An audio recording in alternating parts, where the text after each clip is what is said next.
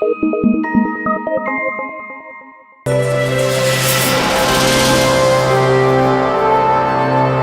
समय की बात है, बनारस के राजा रानी के यहाँ एक तेजस्वी पुत्र ने जन्म लिया। उसके नामकरण के दिन महल में 800 ज्योतिषी आमंत्रित किए गए और उपहार स्वरूप जो उन्होंने मांगा उन्हें दिया गया। सभी आदरणीय लोगों का स्वागत है। मुझे नवजात राजकुमार का भविष्य बताइए और उसके लिए एक उचित नाम का चुनाव कीजिए। उनमें से एक ज्योतिषी शरीर पर बने चिन्हों को पढ़ने में निपुण था। उसने कहा, महाराज, ये बालक बहुत ही तेजस्वी है और आपके पश्चात राजा बनेगा। ज्योतिषी बहुत चतुर थे। उन्होंने राजा रानी को वही बताया जो वो सुनना चाहते थे। आपका पुत्र 5 अस्त्रों में निपुण होगा। उसे 5 अस्त्रों के महान ज्ञाता के रूप में जाना जाएगा। ये सुनकर राजा रानी ने अपने पुत्र का नाम राजकुमार 5 अस्त्र रखा। आज से इसे राजकुमार 5 अस्त्र कहा जाएगा। कई साल व्यतीत हो गए और राजकुमार एक सुंदर और शक्तिशाली युवक बन गया। जब वो 16 वर्ष का हुआ तो राजा ने उसे गुरुकुल भेजने का निर्णय लिया। पुत्र, अब तुम्हारे गुरुकुल जाने का समय आ गया है। तुम्हें तक्षशिला नगर जाना होगा। वहाँ तुम्हें विश्व प्रसिद्ध गुरु मिलेंगे। जितना सीख सको सीख लेना और ये धन दक्षिणा के रूप में दे देना। राजा ने उसे 1000 स्वर्ण मुद्राएं देकर विदा कर दिया। राजकुमार ने बहुत लंबी यात्रा तय की और अंत में वो तक्षशिला पहुंच गया। वहां पर वो तक्षशिला के विश्व प्रसिद्ध गुरु से मिला। गुरुदेव, कृपया मुझे अपना शिष्य स्वीकार कर लीजिए और मुझे जो चाहिए वो कृपया मुझे सिखाइए।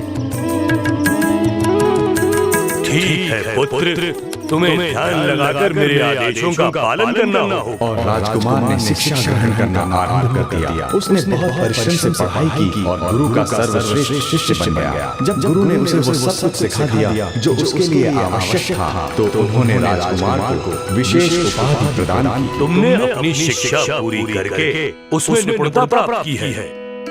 मैं तुम्हें विशेष उपहार स्वरूप 5 अस्त्र दे रहा हूँ। अब तुम वापस अपने राज्य जा सकते हो। राजकुमार वापस बनारस की ओर चल पड़ा। रास्ते में घर जाते समय वो एक वन से होकर जाने लगा जिस पर एक राक्षस का राज था। राजकुमार 5 अस्त्र, इस वन से होकर मत जाइए। वहाँ पर चिपकसुर नाम का भयंकर राक्षस रहता है। वो जिसे देख लेता है उसका वध कर देता है। परंतु राजकुमार में आत्मविश्वास था और वो एक शेर की भांति साहसी था। तुम लोग बिल्कुल चिंता मत करो मित्रों, मैं जाकर उस राक्षस से निपट लूंगा। राजकुमार उस भयंकर राक्षस से सामना होने तक वन में चलता रहा। अरे बाप रे, ये तो सच में बहुत ही विशाल और बहुत ही भयंकर है। वो एक वृक्ष के समान लंबा था। उसका सर किसी छत के समान बड़ा था और आंखें थाली के जैसी बड़ी बड़ी थी।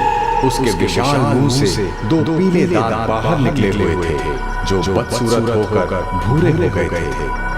उसका बहुत विशाल पेट था जिस पर सफेद धब्बे थे और हाथ और पैर नीले थे।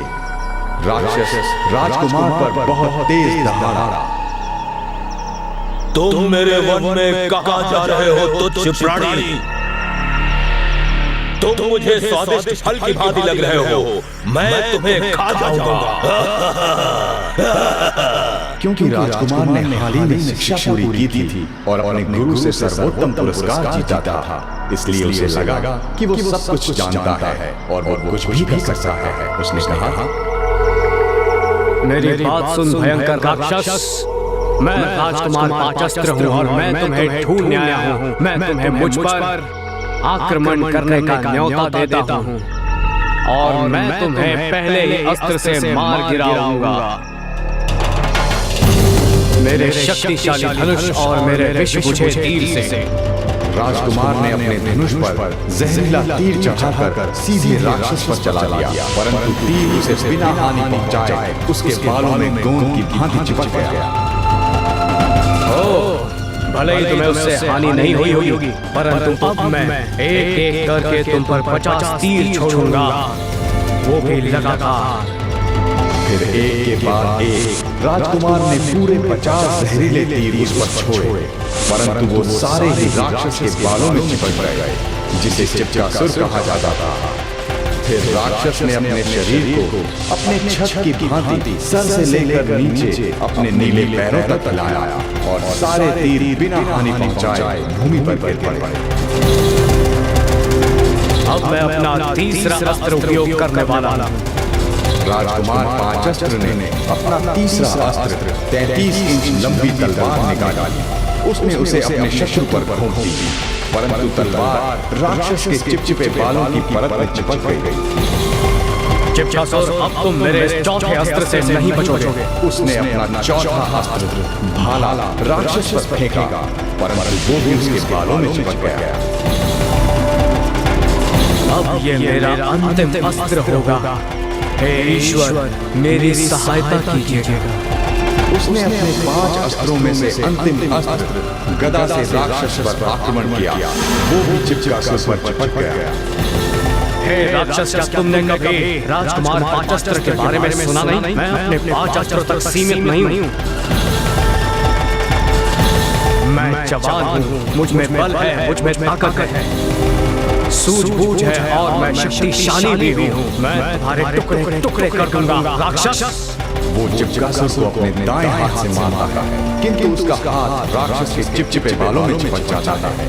फिर वो अपने बाएं हाथ से उसे मारता है, परंतु वो भी उसके चिपचिपे बालों में चिपक जाता है। वो उसे अपने दाएं पैर से मारता है, फिर बाएं पैर से, परंतु दोनों पैर भी बालों में उसके हाथों की भांति चिपक जाते हैं। अंत में वो एक पहलवान की भांति अपना सर उसके पेट में तेजी से मारने लगता है, परंतु परिणाम वही निकलता है।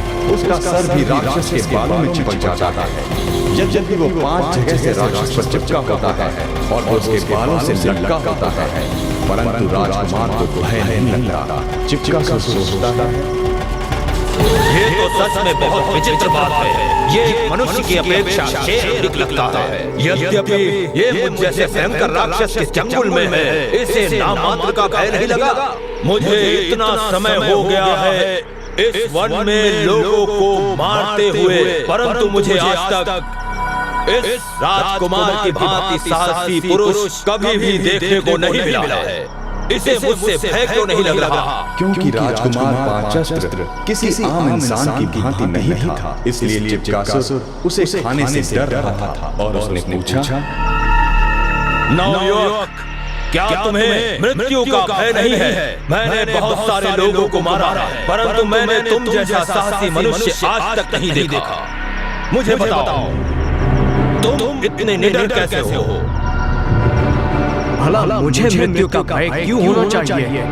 इसमें कोई संदेह नहीं है कि जिसने इस दुनिया में जन्म लिया है वो मृत्यु को प्राप्त होगा।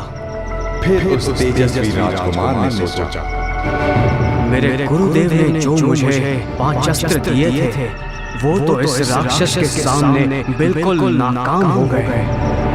मेरी शक्ति और साहस ने भी मेरा बिल्कुल साथ नहीं दिया। मुझे अपने गुरु से और अपने शरीर से ऊपर जाना चाहिए, अपने मस्तिष्क के भीतर के अस्त्र तक जाना चाहिए। मुझे केवल उसी अस्त्र की आवश्यकता है। राजकुमार ने चिपकासुर से बात करना जारी रखा। हे विशाल राक्षस, एक छोटी सी बात है जिसके बारे में मैंने तुमको अभी तक बताया नहीं है। एक ऐसा राज जो सिर्फ मैं जानता हूँ और कोई नहीं जानता। मेरे शरीर के अंदर हीरो का अस्त्र है, ऐसा हीरो का अस्त्र जिसे तुम बचा भी नहीं सकते। यदि तुमने मुझे खाने की बेवकूफी की तो मैं तो मरूंगा ही, पर साथ में तुम भी मरोगे। इसीलिए तो मुझे तुमसे बिल्कुल डर नहीं लगता चिपकासुर। इस तरह राजकुमार ने अपनी महान आत्मिक शक्ति ऐसे उपयोग की कि चिपकासुर उसे आसानी से समझ सके। राजकुमार जानता था कि ये महान अस्त्र जो उसके मस्तिष्क के भीतर था वो था उसके स्वयं के विवेक का चमचमाता अनमोल हीरा।